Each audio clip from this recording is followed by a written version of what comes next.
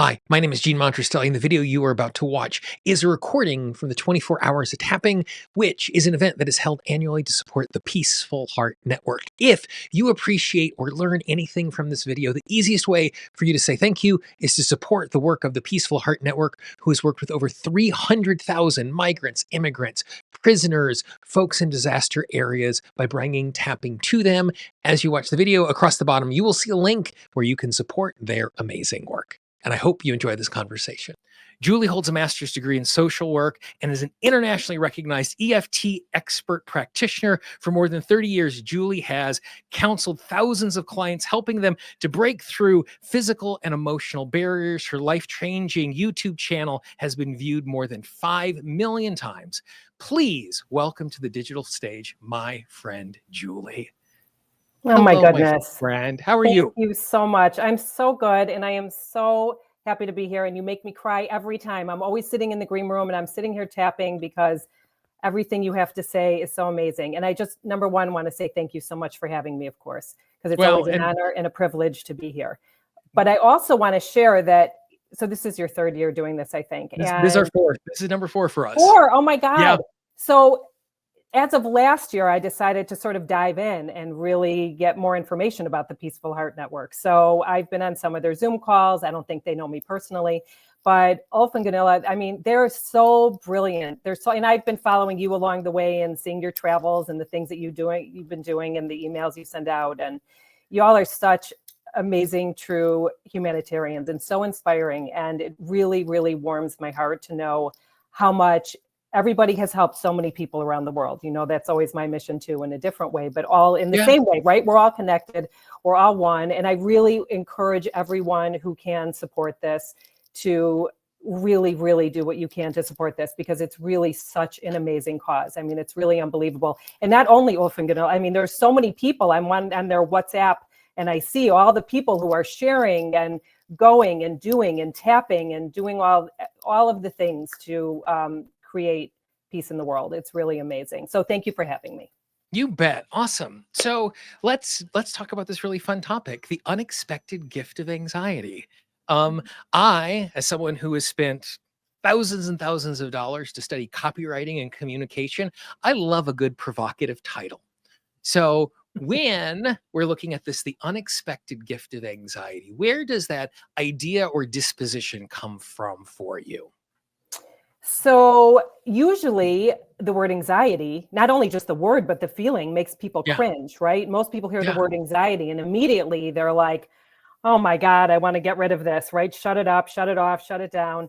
And that's why we want to look at this today, because the more we try to ignore anxiety and more we try to stuff it down, the louder it gets. We know this. And so anxiety is uncomfortable. It is overwhelming. Sometimes it feels embarrassing. And it tends to keep us trapped and it tends to keep us imprisoned, because the fear around it is actually trying to keep us safe. But as a result, it ends up holding us back from living our lives. And so over the years, in working with so many clients and navigating even my own experience, I've come to see anxiety not just as a problem to fix, but really a powerful messenger. Anxiety is really what I like to call a portal to really discovering yourself. And when we slow down and actually listen to what the anxiety is trying to tell us, and notice I say the anxiety, not my anxiety or your anxiety, because it's so important not to take ownership of it. But anxiety often reveals much deeper truths. Maybe we're out of alignment. Maybe we are pushing ourselves too hard. Maybe we're ignoring our needs, or maybe we've been holding on to trauma and unresolved fear. And everyone is different, of course, and comes from their own background and their past and all of that. But the one thing that we all have in common, number one, is everyone knows what it feels like to be anxious. And the other thing is that it is never random. It isn't here to torture us. It is never random. And it's our body's way of really trying to protect us and get our attention and say, you know what, something really needs to be looked at here. And so the gift isn't really the anxiety itself.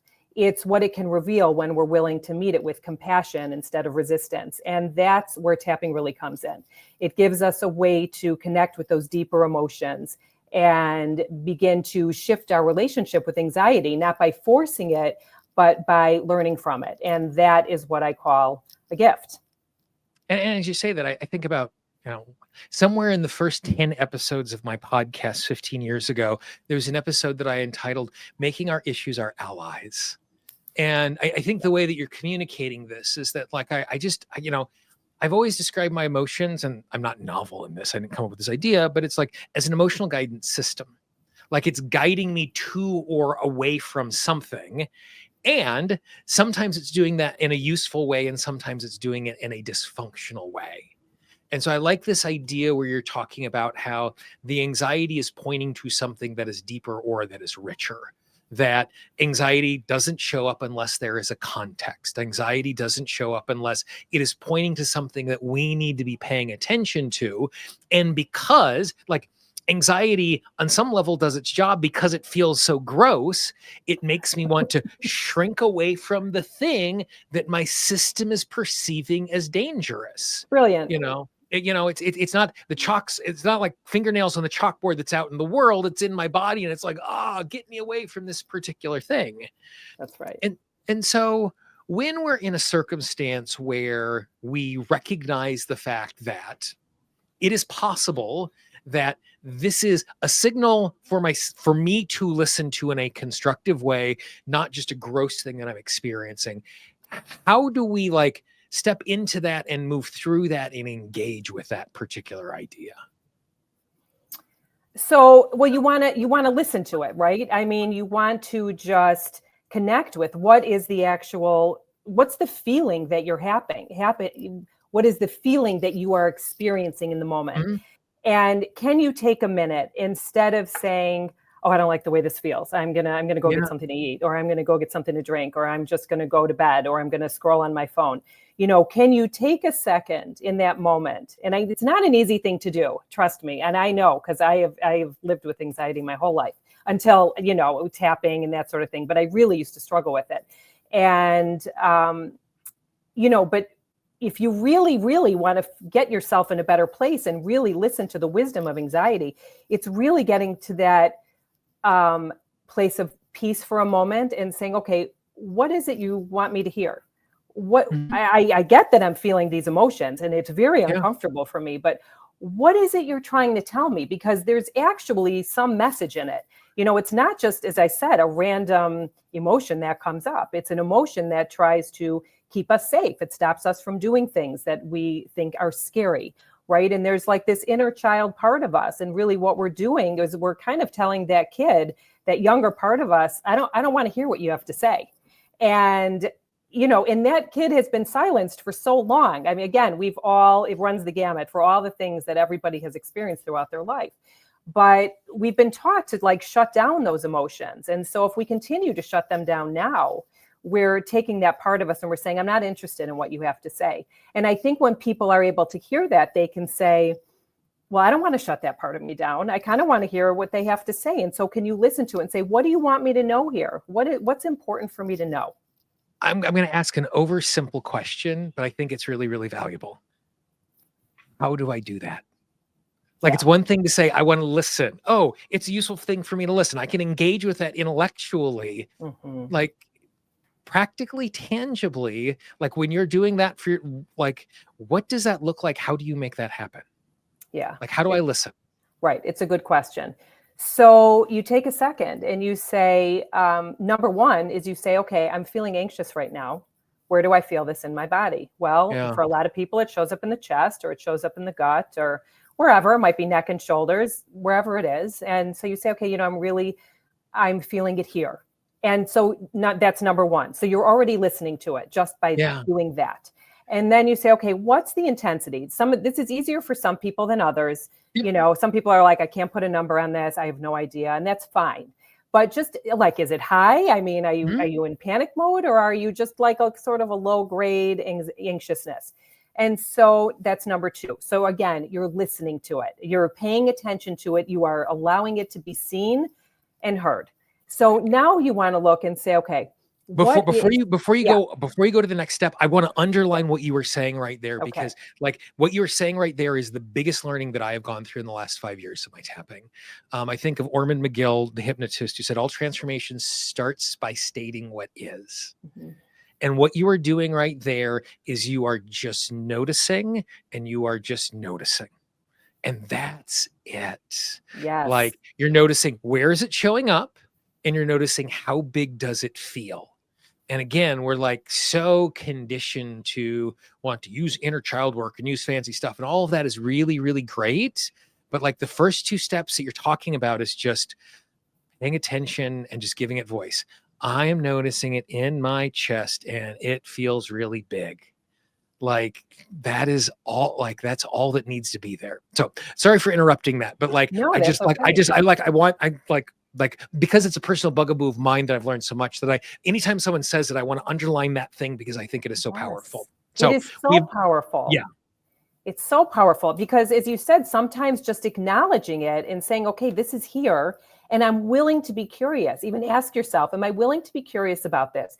Instead of attacking myself, instead of, telling myself I'm broken, I need to be fixed. Like, can I just look at this and say, okay, now I'm willing to be curious. Okay. Mhm. So now I know where it is in my body and I know what the intensity is on this. Now, am I willing to be curious about this? And take a second and say, what is the voice of this? What is the voice of anxiety? What is this trying to tell me? And so you take a second. And so, a lot of times we create stories around our emotions. We Yep. create, judgments about our emotions. And so, what are some of the thoughts you've already been having? I'm freaking out about this, or this is so not safe, or, this is really scary, or what if they don't love me, or what if they reject me, what if they make fun of me, what if they embarrass me, what if I mean, the list Yeah. could go on and on, really. But though that's what it is, I mean, all those things that you're sort of saying to yourself, part of that story that you are creating around it, Mhm. write those things down. Yeah. I mean, if you're not in a position to write them down, take note of it and say, okay, well, this anxiety is telling me that I'm afraid of being rejected right now. Okay. So then you look at that and say, okay, I'm afraid of being rejected. And how does that make me feel? Well, that makes me feel really sad. Okay, so where does that sadness lie within you? Well, that sadness really lies in my eyes, or I'm feeling it in my head. And that intensity is like a 5. Okay, so what is the sadness saying to you? What's the voice of sadness? And listen to that. Well, it makes me really sad when people don't like me or when I'm feeling judged by somebody else. Interesting. So you are getting curious about it, right?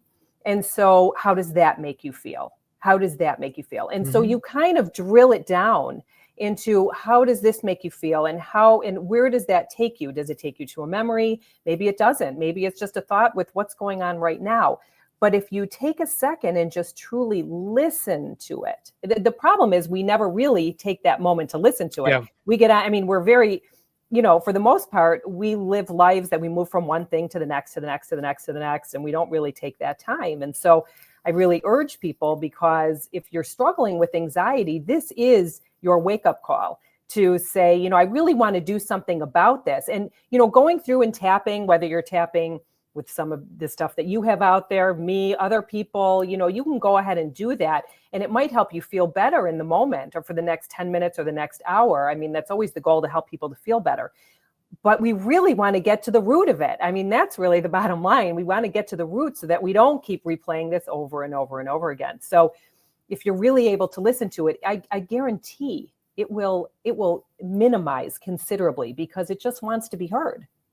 And I love the way that you're like, the tuning into the emotion about the issue and the emotion about the emotion about the issue and doing that sort of stuff. And like for me, when I am working with someone else, the question I always like to ask is, so what do you notice? Because I don't want to be in a circumstance where I'm putting my finger on the scale where it's like, what's the part that's still hanging around? Or where's the relief? Because when I ask the question, what do you notice? I'm giving them, or I'm asking myself, well, what do you notice? I'm giving myself the liberty to not have to have an expected answer, because after a Mhm. round of tapping, it makes sense. Like, okay, great. Where is the tension in your body still at? Like, that is a useful question, but it's also a narrowing, which might be a putting on blinders type question. And the question we're asking, well, how do you feel about that? And how do you feel about that? And how do you feel about that circumstance? And how do you feel about that memory? And how do you feel about those things? What we're doing is we're giving ourselves, because, you know, you mentioned earlier that younger version of us that's running us is trying to be in a circumstance where it wants to be safe. And one of the ways it learned to be safe was to be right.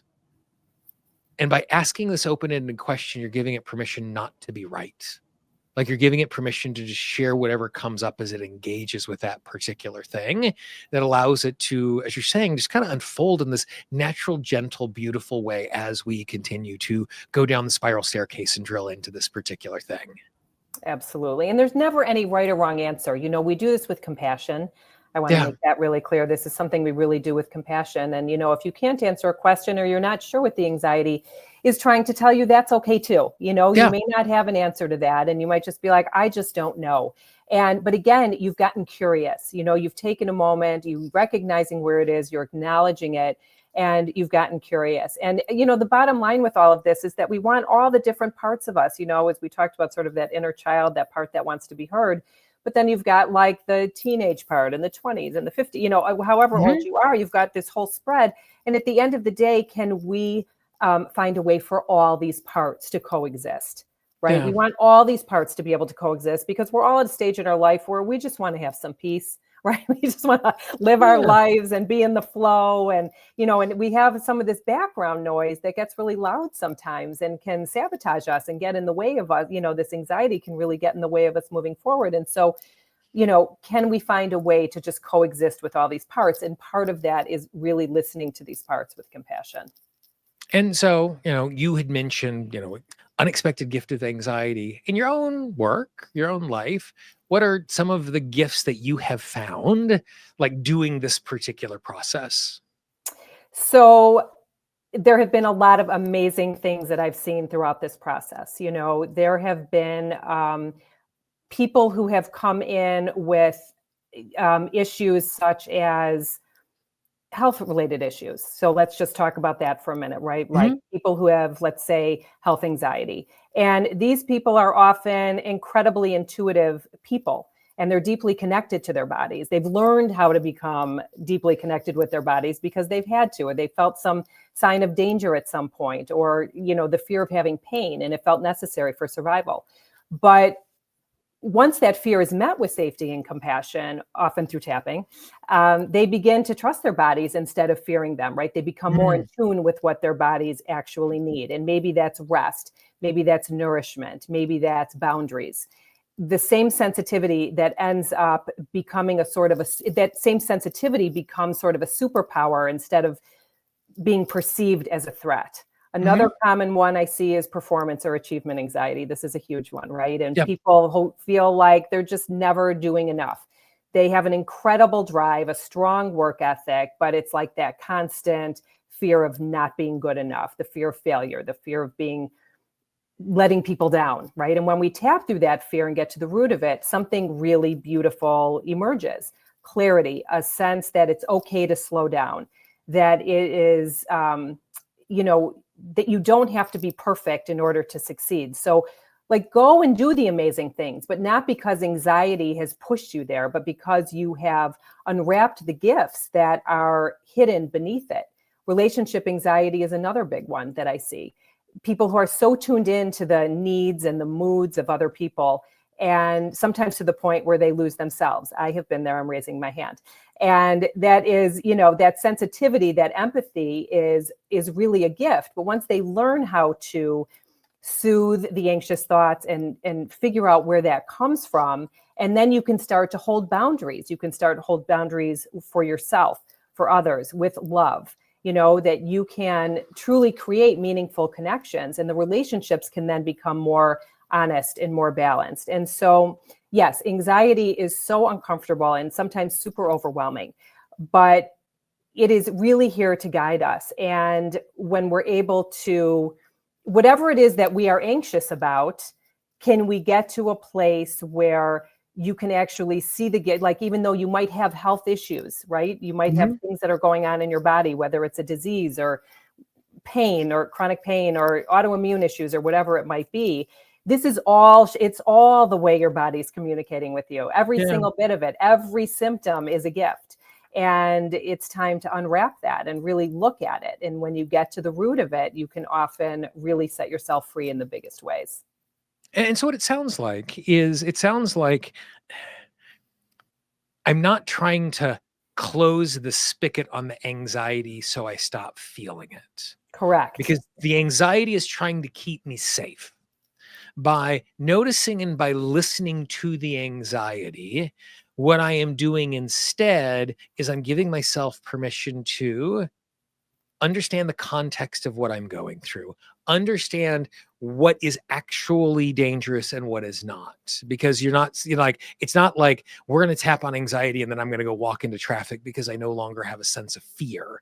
But instead, it's almost like we're moving to this place of proportionate, well-informed. The anxiety is the front line that's going, oh my gosh, there's danger here.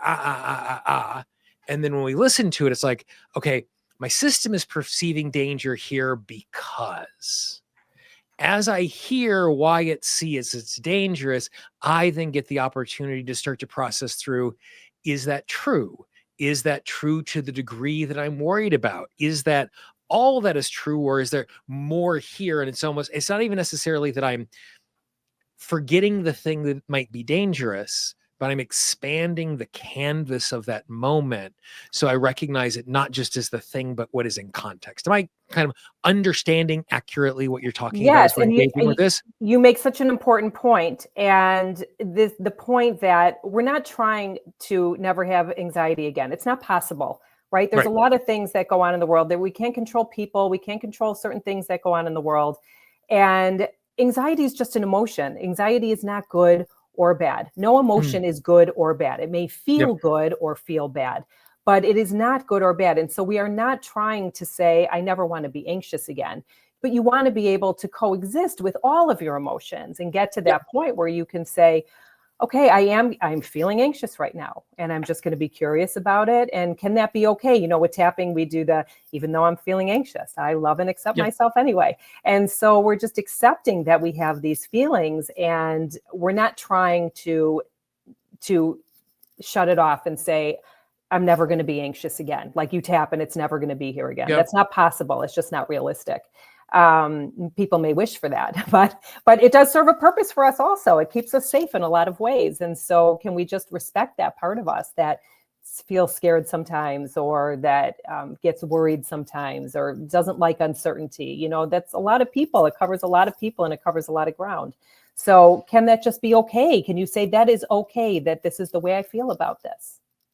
And the word that you've used multiple times in this process is be curious about that thing. And curious is one of my favorite dispositions to work from. So much so, like we've seen the scientific studies that no, if you just smile, you feel better, because there's this muscle memory from bringing up the corners of our mouth, and we feel a physiological change when we do that. For me, if I tilt my head to the side, I raise an eyebrow and I go, huh. Which for whatever reason for me is the posture of curiosity. Whenever I'm engaging with anything and I just go, huh, all of a sudden there just becomes this little bit of a decompression, because it's no longer something that I'm fighting with, but it's something that I'm trying to understand. And I can try to understand something that I want to change. Like, trying to understand it doesn't just mean I'm giving into it and I'm trying to understand why it's overwhelming me. But instead, I'm trying to, instead of going, you're coming up and I'm just pushing back at that feeling, or I'm trying to run away from that feeling, but I'm going, huh, where are you coming from? All of a sudden it makes it easier. And I wonder if you've seen in your lived experience or with your clients, if that sense of curiosity when we're doing this work is something that can become a habit, where it becomes our natural first step when a dysregulated emotion shows up in the system. Well, that's the goal. Yeah. That's always the goal. I always tell my clients, just get curious here. Can you just be curious? Can you just be willing to look at this in a different way instead of looking at it with judgment? I mean, that's always a big thing that I come at it with is, let's do this without judgment. Can we come at it from a place, you have enough judgment in your life, whether it be from other people and from yourself, can you just take a step back from that for a moment? And, I'll always remind people, take a step back here, because I hear you judging yourself. But the goal, of course, is to just have people remember, just get curious about this. Just get curious. Just wonder, that is interesting. It's interesting that I have that thought right now, instead of going into the, oh my God, I have this thought and now I'm freaking out. And, and so it curiosity can really help us to detach. Yeah. I think that's such a big piece of it, is that because when we get curious, we do, it does take us away from the judgment of it, instead of, saying, well, I'm this and I'm that, and I'm a horrible person and I must be broken. And, these things have happened to me. Well, instead of looking at that way, when we get curious, we also have compassion too. Because if we're looking at somebody else, if we're looking at a child, if we're looking at a friend or a family member who has a problem, we don't just dive in and attack them and judge them like we might do for ourselves, right? Yeah. So this is really a way to do that for yourself and say, okay, I would get curious about somebody else. If they were having a hard time, I would say, tell me more about that. Like, why, that's sad that you're feeling sad. What can I do to help you? And so instead of doing that for somebody else, we're turning it around and we're doing it for ourselves, basically. And one thing I think is really important, you mentioned the question, are you willing to be curious? It's okay if the answer is no. And when the answer is no, that then gives us something to tap on. Great. Why am I not willing to be curious? I'm not willing to be curious right now because I think it's going to reveal, or I'm going to discover, or I'm just so annoyed because I feel in this particular way. And again, that's just us being honest about where we are, and we're noticing, are you willing to be curious? No, I'm not. Okay, great. Okay. We just noticed something. Yes. Awesome. Right. Great. That is a valid response. Why aren't you willing to be curious? Like, why is not being curious the useful thing forward? Why is being curious the unuseful thing right now? And it is so disarming. I love having the opportunity to validate my emotional experience, because it defangs it in a lot of ways. Mm-hmm. If someone comes at you really angry and you go, oh my gosh, you're right. If this happened and this happened and this happened and this happened, I would be really angry too. And you can almost just see them kind of go and diffuse inside of it, because they're looking for something to push up back against. Are you willing to be curious? No. Awesome. Why aren't you curious? That's great. Let's be curious about that particular thing. And there's big answers in that. There's big answers in that. Absolutely. Absolutely. In the last conversation, Ulf said the thing, well, the suds level went down. That isn't necessarily a good thing or a bad thing. It's just a thing. Now, in most cases, it feels better when that's the case, but being open to, is that good or bad? Do you want to know the answer or not?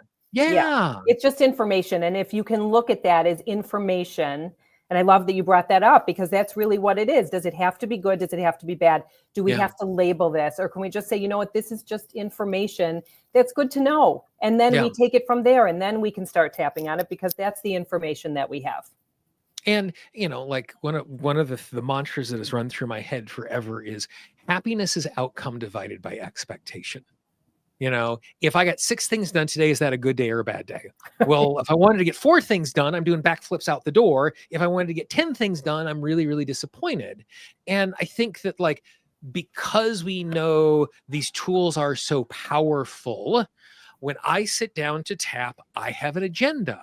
I want total, eternal, instantaneous transformation. I want it quickly, and I never want to deal with this stuff again, which is great. But if that becomes the goal, that curiosity goes away. And I can have that goal out there, but giving myself permission to go, okay, my system doesn't want this. Why don't you want this? Mm-hmm. And that just makes the whole process easier and gentler inside of that. Awesome. Love that. Well, I would love it if you were open to, if you could lead us through some tapping around this stuff. We got some time. We got a little more than 12 minutes to do some tapping right now. We can do some stuff in generic ways. You can lead me through something like, what is the best way for us to do some tapping right now? Let's do some tapping to embrace the gift of anxiety. Awesome. Let's just do it so that everybody can feel what that feels like, so you can set it free. And everybody all over the world that are joining with us, tap along with us. Julie's going to share stuff. I'm going to echo back. You all tap along with me, and we'll do this. Thank you. So take a big, deep breath in. Let it go. And let's tap. Even though I may have some anxiety. Even though I may have some anxiety. And it feels scary and uncomfortable. And it feels scary and uncomfortable. I'm open to being with it for a moment. I'm open to being with it for a moment. Getting curious. Getting curious. Even though I've spent a long time trying to ignore it. Even though I spent a long time trying to ignore it. Stuffing it down. Stuffing it down. I'm starting to wonder if it's trying to tell me something. I'm starting to wonder if it's trying to tell me something. I'm ready to listen. I'm ready to listen. And release it now. And release it now. And let's tap through the points. This anxious feeling in my body. This anxious feeling in my body. It's been speaking to me for a while. It's been speaking to me for a while. And I don't love this feeling. And I don't love this feeling. In fact, sometimes I just hate it. In fact, sometimes I just hate it. It just makes me so uncomfortable. It just makes me so uncomfortable. It's a really scary feeling. It's a really scary feeling. But what if it's not here to hurt me? But what if it's not here to hurt me? What if it's actually trying to help me? What if it's actually trying to help me? So I'm just noticing the sensations in my body. And so I'm just noticing my sensations in my body. Where I feel it. Where I feel it. Without judgment. Without judgment. And I'm getting curious. And I'm getting curious. Because maybe it really is trying to tell me something. Because maybe it really is trying to tell me something. And maybe it's time to hear the message that it holds. And maybe it's time to hear the message that it holds. Maybe there's a gift in here that I wasn't ready to open before. Maybe there's a gift in here that I wasn't ready to open before. Maybe this anxiety carries a message. Maybe this anxiety carries a message. And I've been too busy or overwhelmed to hear it before. And I've been too busy and overwhelmed to hear it before. Maybe it's pointing to something that I've been ignoring. Maybe it's pointing to something I've been ignoring. Maybe it's something that needs my care and attention. Maybe it's something that needs my care and attention. This anxiety might be calling me back to myself. This anxiety might be calling me back to myself. Telling me to slow down and check in. Telling me to slow down and check in. Thank you, anxiety. Thank you, anxiety. Thank you for this gift. Thank you for this gift. I'm listening and unwrapping the wisdom. I'm listening and unwrapping the wisdom. Even when it feels so uncomfortable. Even when it feels so uncomfortable. I know that you're here to protect me. I know that you're here to protect me. And bring me back to my true self. And bring me back to my true self. This anxiety is not my enemy. This anxiety is not my enemy. It's just telling me that something is off. It's just telling me something is off. And this is a gift. And this is a gift. It's a protector part protecting me. It's a protector part protecting me. Letting me know where I might have abandoned myself. Letting me know where I might have abandoned myself. And it's really an invitation for me to pause and listen.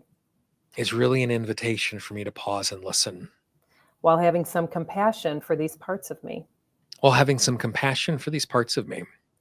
I'm beginning to see it differently. I am beginning to see it differently.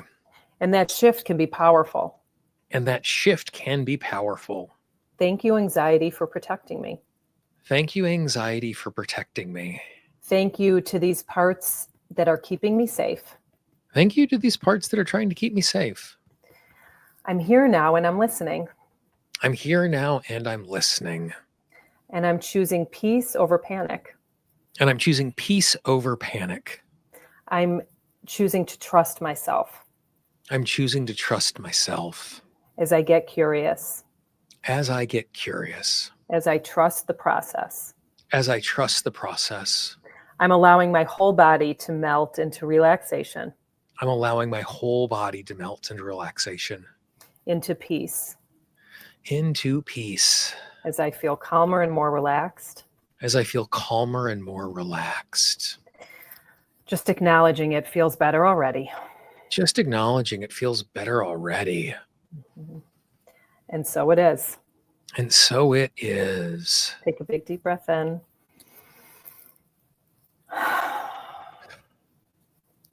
And release it.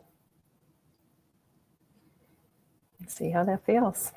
So one thing I found really interesting inside of that, there's lots of things that were moving, but the phrase was something like, what if this isn't here to hurt me? Something like that. And just immediately there was just like it was this thing that just got like immediately put at a little bit of a distance. So it wasn't as big, it wasn't as heavy, and it wasn't as scary as we engaged with it in that particular way. Well, I think sometimes, especially with anxiety, other emotions too, but anxiety seems to be a big one, that we feel like we're being attacked. We feel like we're being attacked in some way, like we didn't ask to feel this feeling and suddenly it's just here. And so again, it's just a reminder for ourselves that it's not here to hurt us. It is not here. That's why we say in this tapping, and I say it a lot in my tappings, is thank you. Thank you, anxiety. Thank you, pain. Thank you for the messages. Thank you for that. And some people are like, are you kidding me?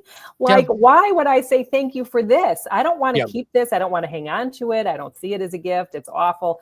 But when you're able to take a second and really unwrap this, everything is a gift. It's all a gift. I mean, I experienced horrible panic attacks when that's how I came to tapping.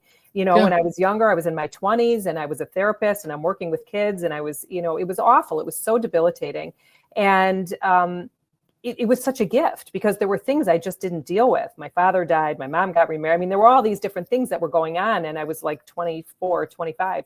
And I was like, I was just at a point where I was completely out of control. And so those panic attacks taught me so much. I mean, I can't tell you how grateful I am, because the gift inside of that was learning about myself. It was learning about, emotions that I didn't process at a certain time. And it's the same for everybody. That's my story. Everyone's got their own sort of story, but there's a gift in every symptom that we have. And if you can really look at it that way and say, I'm not here to shut it off and shut it out, because that's how it gets louder. And that can be, again, with physical symptoms, or it could be with emotional stuff going on.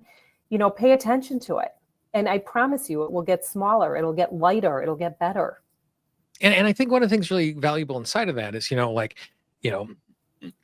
I open to seeing this as a gift? And if the answer at the moment is no, that's okay. And one of the things I think that happens so often when we are speaking at distance with lots of experience and we're trying to explain these concepts, we explain them A, B, C, D. And everything that we're saying is absolutely true until I am doing this thing on my own. And I'm like, well, what if I can see anxiety as a gift? Well, I don't see it as a gift. And then I can immediately start going, well, that means I'm doing it wrong, because I'm supposed to see anxiety as a gift. And I need to recognize the fact that this is a gift. And like intellectually, I can say, this is the place I would eventually like to land. And right now, that feels emotionally a million miles away. That right now, this is so crippling. This is so overwhelming. How could I possibly see this as a gift? Which then becomes the entry point that we're going to tap on, which then becomes the entry point of the thing that we're going to engage with as we think about this process, is going, okay, I have a desire and my emotional guidance system isn't on board with that yet. Awesome. That's the place I'm going to start. And that's the thing I'm going to tap on as I engage with this particular thing. Right. It's all information, and just take that information. And this isn't about telling people how they should feel and, how they should be in a certain place. Sure. It's just sort of opening up the dialogue to gain more information, because we get so stuck in our blinders, right? And the only way we think. And so even with the tapping and saying certain phrases, it's like, oh, I never thought of it that way. I never thought of it that way. And if you can say, I don't really think of this as a gift, this really sucks. And I can't think of this as a gift. And as you said, you say, it's okay. It's okay, Yeah. We're taught, that like, I want to tune in, plus stimulating these points feels relief. Like it's just a simple math problem. Notice what's going on, tapping, get relief. And sometimes what I notice is I am unwilling to see this as a gift. I am unwilling to acknowledge this is beneficial. I am incapable of having any sort of charity towards my system. Okay. Like I'm tuned in, Yes. I all the time, like I get questions. Should I tap on negative things or should I tap on positive things? Doesn't matter because when you say it, the subconscious mind is going to respond. Mm-hmm. If I'm thinking the negative thing and I say the negative thing, I'm tuning in deeper. If I say something counter, I am open to the possibility that I can see this as a gift. And my subconscious mind goes, no, we're not. That is not something we're open to. Awesome. Saying the phrase, I'm open to the possibility that this might be a gift, gave an emotional response that I now get the opportunity to tap on. And it doesn't even matter if my emotional self buys it. Like the words I am saying are not for my conscious mind. They're for my subconscious and my unconscious. And I'm going to say things that intellectually I know are not true. I'm going to say things that I might intellectually believe, but emotionally are not true. And it's just going to keep giving us an opportunity to tune into that particular thing. And so what you're saying is just narrate your experience. It's not a reframe. It's not, this is the right thing, but like, this is what's going on and this is how I feel. And this is the way I feel that reason. And just be open. That's it. Be open and be curious. And it's all peeling away the layers of the onion, as we say, right? Yeah. So sometimes you hit it in one time and other times it just is a process. And if you find resistance, if you're coming up against resistance, then you just acknowledge that. I'm not willing to see that. I'm not willing to do that right now. Okay. That's okay. Yeah. That's totally okay. And love and accept yourself anyway, and inside of that, like, again, we like oftentimes we think, well, I think I need to provide this clever reframe. I need to do something on the other side of it. And sometimes is I feel anxiety and I'm not okay with that. I feel anxiety and I'm not okay with that. And that's it. And there's nothing that comes after that particular thing. I'm just stating the facts as I understand them. And I'm stating the emotion that I have about those facts as I understand them. And that's the only thing I need to do as I'm engaging with this. Absolutely. I love that. Awesomeness. Excellent. Well, Julie, as always, thank you so much for your support for this amazing event, but more so, thank you for your wisdom and your friendship that I'm very, very fortunate to travel through all of this, knowing that you are my friend. And so thank you very much for sharing your wisdom with us today. Thank you so much. And good luck with all of this. Sending so much love. Thank you. Thank you very much. Bye-bye. Bye. Excellent. I hope you enjoyed that conversation. As you look at the screen right now, you can see a link to the entire playlist of every single conversation for previous 24 hours of tapping. There are over 120 presentations waiting for you. And please consider supporting the amazing work of the Peaceful Heart Network.